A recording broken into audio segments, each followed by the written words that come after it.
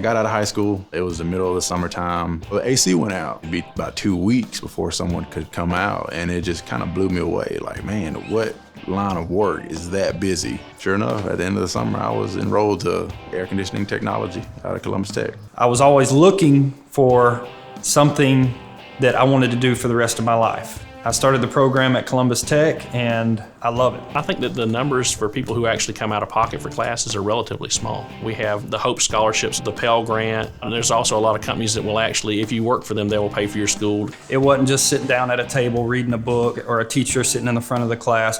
There was a lot of hands-on labs that we were able to do. The beginning courses is the ones that are really, really crucial. You apply those so much out of the gate. One of my instructors would constantly give us troubleshooting problems. He would mess something up with a system so that we could go over there and figure it out. One thing they did, they picked up a dart and threw the dart on the map, and he's like, wherever that dart lands, I'm pretty sure you'll have a job. It just gives you a sense of security. Anywhere that I go, I can get a job there. Everybody needs heat and air. We can't fill all the jobs that we have out there, so anybody that wants to work in this field can definitely get a job. Ever since I was younger, I liked to take stuff apart, put it back together, and I knew that that career would be the career for me. Someone calls you out on a 98-degree summer day, house full of kids, it's hot, and you get in there and get that AC going, and you're just walking out like Superman. 50% of our students working in the field are in class at the same time. A lot of the companies that hire them will actually work on their schedule so they can come to school at night. I got in touch with one of the lead instructors. They worked with me and got me fit into a job with a great company, which I'm still with today. Got out, started working for a company. Years later, opened up my own business. Now I have several trucks, house is paid for, I have several rental properties. Things are good. Student debt holds people back. In all actuality, you could have just went to a technical college and came out